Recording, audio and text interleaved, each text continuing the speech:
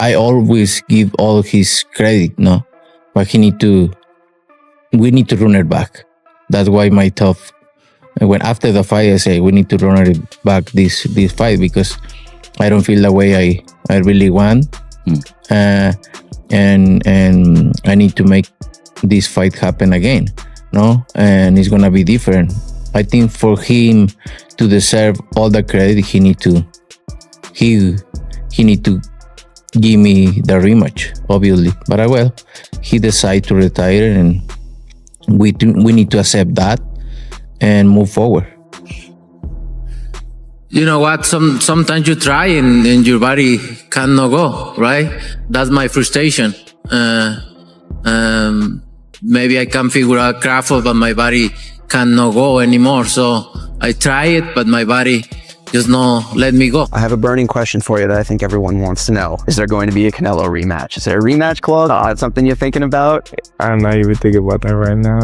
And quite frankly, I don't think it is a rematch clause. And if it is, nothing has been said to me about fighting him again or anything. Do you think Canelo would want to get back in the ring with you? Or do you think it's better for him to just or more lucrative to go fight elsewhere for the rest of his career? I think it would be better for him to fight somebody else, because my style is just, a bad matchup. Terence Crawford, fresh off a tremendous performance, is making his stance perfectly plain. He's been open about Canelo Álvarez's abrupt desire for a rematch and refuses to accept any excuses. Crawford has already showed his mastery of strategy and mindset for defeating the Mexican star in a true fight, rather than just getting by analyzing Álvarez's previous fights and identifying key weaknesses that he can exploit. This is not only about preserving his legacy, it is about earning respect.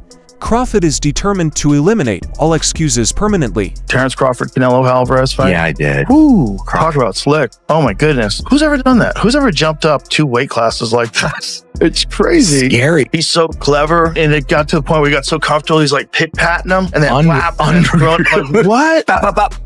And you're watching, like, this is amazing. Like, that's history, obviously. You shouldn't be able to do that. You shouldn't be able to fight at that weight for the first time ever. Against one of the greatest greatest of all time, and do what you did. You're beyond an outlier. You're in the... Crawford completed the incredible accomplishment of stepping up multiple weight classes to face the naturally larger Saul Canelo Álvarez, rather than giving up or simply surviving. Crawford gave a fantastic performance. He confronted Canelo full-on, employing sharp angles, accurate counters, and immaculate defense, leaving the super middleweight champion clearly injured and irritated. The most startling moment occurred after the fight. During the press conference, Canelo made no excuses. He accepted the defeat, admitted he couldn't figure out Crawford's techniques, and even claimed Crawford was far superior to Floyd Mayweather. It was an obvious demonstration of true respect. For me, champ, in the world of comparisons that we live in right now, if you can compare and contrast the fight between yourself and Floyd Mayweather Jr. and tonight's bout with Terence Bud Crawford, if you can. No, I think Crawford is way better than Floyd Mayweather. Just a few months later, Canelo's meek acceptance had vanished. Canelo recently discussed the loss, and the tale has shifted so dramatically that fans are having difficulty believing it. Now he claims his body did not respond that night, alleging terrible leg cramps, elbow difficulties that allegedly required surgery, and a sudden loss of focus. The combat sports world hasn't been quiet, with social media cynically comparing these late excuses to Deontay Wilder's infamous outfit claim. The change is startling, especially for someone who used to pride himself on making no excuses. Canelo's new demands make things even steven.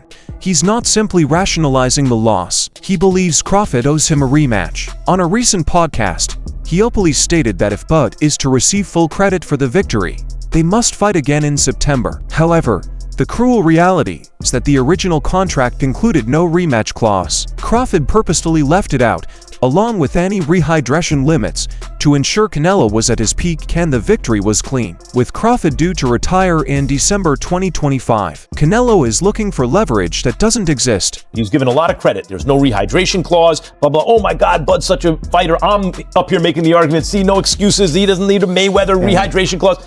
But really, why did he do all that? Because if you want the shot, you got to do it according to Canelo's terms. Yes. He still beat Canelo comprehensively and decisively. In the rematch, Crawford would be within his rights to say, okay, wait a minute. Now there's going to be a rehydration clause. Now there are going to be some things that favor me. And once that happens, it's just going to get worse for Canelo. I wouldn't like that with Crawford's legacy. I don't think I know, but his character. If you were Canelo, if you were Crawford, like, I understand what you mean. I already proved my point the first time. All right, you want the rematch? Okay, but now it's going to be on my conditions. Maybe different money terms. Say you want parity and money, which obviously never has been with Canelo. Stuff like that. See, that's my thing. You begging for this fight, and you go on these shows where I don't think he's begging for it either. He's not begging. You know what? Shady loves to say that. Oh, why do you get into it with fighters? You know why? Because I interact with the fighters. Let's get Canelo here, and then you say this to Canelo. You think I'm gonna get this thing? I don't care about none of that. You might assume that a substantial salary would be sufficient to lure any retired fighter back. But Terence Crawford is operating at a different level altogether. Rumors emerged that Turki Alalshit offered but a whopping $100 million to come out of retirement for a second fight. Almost any athlete would find that amount of money attractive. Crawford's response, however, astonished the boxing community. He responded no, emphasizing that he can't be purchased. He highlighted that his values and personal integrity are far more important than another large payday. This proves that he is one of the few stars who isn't driven purely by money. $100 million for me, don't even talk to me about it. And that's what I'm talking about. That's what I like to hear. Basically, let me translate, because we know Crawford don't like to do too much trash talking. He likes to keep it clean. What Crawford is saying to Canelo, the price on your head for a rematch is $100 million because he already collected it last time. So is not gonna go with the rematch. Talk is cheap. With Crawford being the A side, with Crawford getting the lion's share, with Crawford getting fair judges, mainly, Canelo is gonna say, hell nah, to the no rematch. Telling you, he gonna start speaking English again. We haven't heard Canelo speak English for a minute now, I think. As soon as they show Canelo Álvarez the realistic terms on the contract for the rematch, he's gonna wake up to reality. The true reason Crawford is declining a large payoff is considerably darker and rarely acknowledged in boxing's glossy world when discussing a prospective rematch. Although he clarified that the fight itself is not the problem, the actual issue is the severe toll of a well-trained camp. Spending months pushing his body to its limits to confront a formidable opponent has a long-term impact on his health. Crawford is considering the long-term implications of his choices, choosing a healthy, pain-free life with his family over a short paycheck that could leave him with long-term ailments after the audience has stopped cheering. Boxing is not all about knocking somebody out. Yes, that's part of it. That can happen, but boxing is a sport where you can outpoint somebody too. That's why they go to the scorecard. I appreciate that take, bro. That's real educated, man, real thoughtful. But you ain't had a decision win in a long time, bro. You known for like being a great finisher. So I appreciate that. But that ain't how you moving though. Right. Please explain that to me.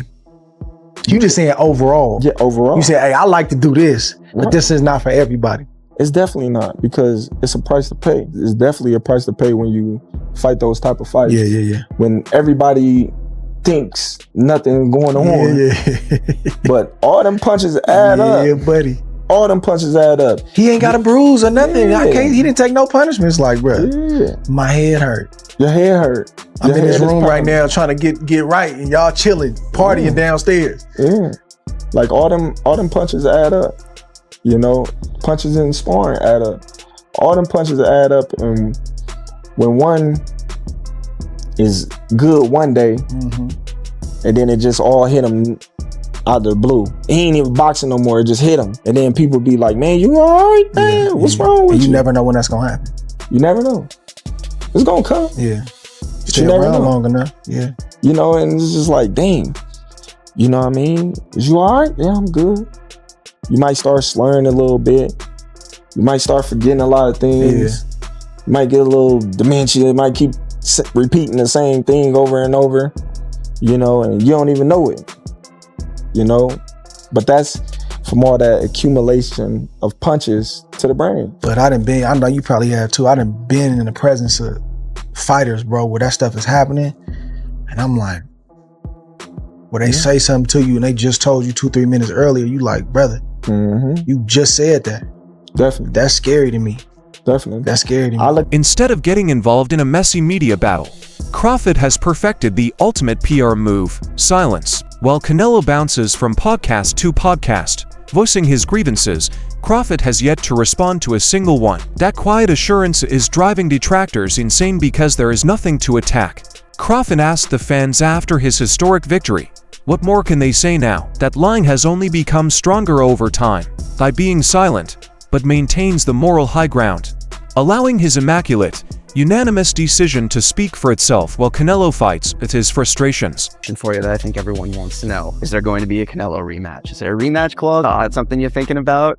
I'm not even thinking about that right now. And quite frankly, I don't think it is a rematch clause. And if it is, nothing has been said to me about fighting them again or anything. Do you think Canelo would want to get back in the ring with you? Or do you think it's better for him to just kind of, or more lucrative to go fight elsewhere for the rest of his career? I don't know. I think it would be better for him to fight somebody else. Because my style is just, a bad matchup for him. Now, financially wise, I would be like, yeah, he should fight me. But like on the outside looking in, knowing boxing, you can really get hurt. So I would just tell him, like, if you're going to continue to fight, don't get in the ring with a guy like me. Yeah. There's a popular adage in sports, kind of gets reused over again. It's kind of cliche. Father Time is undefeated.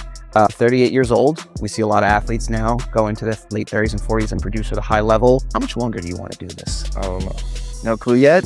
Did beating Canelo make you think about those next steps in any way, or? Before Canelo, I was thinking about a lot, and I'm still thinking about a lot. I just haven't made my final decision. But once I make it, I'm going to make it, and I'm going to make it. Underneath the theatrics, dedicated boxing fans see a genuine reason why Crawford will not return. Many people on places like Reddit highlight the sport's dangerous politics. Canelo, boxing's top revenue draw, is launching his own promotional firm. Fans are concerned that if Crawford agrees to fight again, the boxing industry will go to extreme lengths to exact revenge on Canelo. Regardless of Crawford's exceptional performance, there's a genuine risk that the scorecards will mislead him to protect Canelo's earnings. Crawford has no reason to blindly enter a situation like that. I would love to see the rematch. I think in the rematch, if he comes back with the hunger that he needs, he could beat Crawford, because Crawford, is very talented, but I think Canelo could beat him. Canelo's strong, man. Canelo's strong. Canelo could take a good punch, so I think he could just go and don't respect his punch and throw punches even though you're gonna get hit, but don't give up. Keep going until you hit him. I think rematch with Canelo would be the best thing for him to. But what if Terence Crawford came out of retirement to meet Canelo in 2026 rematch? It would quickly become one of the biggest boxing events. However, experts fear that it might be disastrous for Canelo. Their initial fight was not close. Crawford dominated the match from beginning to end. Wade Plemons said it simply: Saul would lose a rematch. Terence Crawford, Canelo Álvarez are apparently in talks for a rematch in 2026, and my only question is why? Why? Outside of a massive payday, the first fight wasn't necessarily a competitive fight, and if they do it again, I think it's going to be less competitive. I don't think this is going to go very well. For one, Saul. He held back, emphasizing that Canelo makes the same mistakes in every bout, regardless of his opponent. He highlighted Canelo's flat-footed stance, little movement, and minimal punch production. These shortcomings were obvious in the first battle, and Crawford capitalized on them perfectly. Wade believes Canelo still has a lot of work to do in the gym before ever considering a rematch. Crawford, on the other hand, simply needs to show up. He already knows how to beat Canelo. Don't know how this goes well for Canelo in a rematch. Honestly, you will look at the first fight, and the things that plagued Canelo were essentially the things that plague him against most boxers. His flat feet, his lack of movement, his lack of volume. He couldn't get to Terence. He was overextending. He was getting caught with counter shots as he overextended. The big shown around, memed, and replayed moment of the fight is Canelo trying to throw a hook and a right hand, and Terence Crawford slipping on the outside and banging the left hand counter behind it. Canelo was beaten to the punch from distance. He was beaten in exchanges, and even in points in the fight, he was beaten inside by Terence Crawford. This was I wouldn't say dominant, but I would say more one-sided than I thought win for Terence Crawford, where he flat out outboxed Canelo and he took Canelo's power. Like, there were times where Canelo landed the big right hand and Terence Crawford took it. So what would be different if they fought again? The only different thing that potentially could happen would be in Canelo's hands. He would would have to find ways to be different. And as much as I would love to believe that's possible, Canelo getting up there in age, I understand Terence Crawford is older, but Terence Crawford already fights at a way that's advantageous versus Canelo. He doesn't really have to change much. And he's fighting up a couple of weight classes from where he normally did, so he doesn't have to really worry about a weight cut either. And he's filled into that weight class because he looked just as big, if not bigger, that Canelo Álvarez did on fight night. Wade emphasized that Canelo could only beat Bud Crawford if he performed at his peak. He mentioned one of Canelo's prior outstanding performances to demonstrate what the fighter is capable of.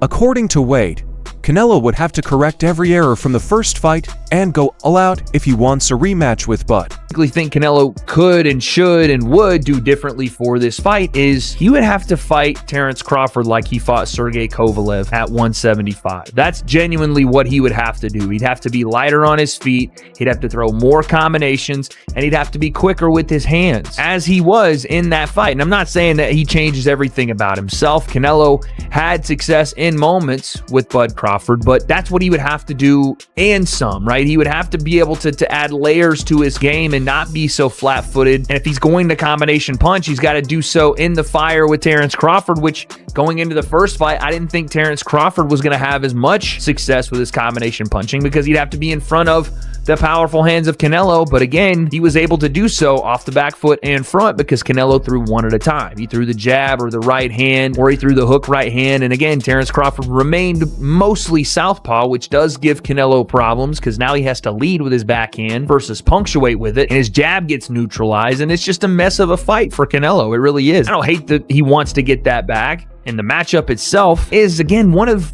the only ones that Canelo can still have. Make a shit ton of money and potentially not completely. Despite this, Wade believes Canelo stands a minimal chance of overcoming Crawford in a rematch. Sharing his forecast, he stated unequivocally that Terence Crawford will be the greater fighter. He pointed out that Crawford's style does not match Canelo's and urged that Canelo move on from the setback, as pursuing a rematch may not result in a better outcome given Crawford's established supremacy in their prior meeting.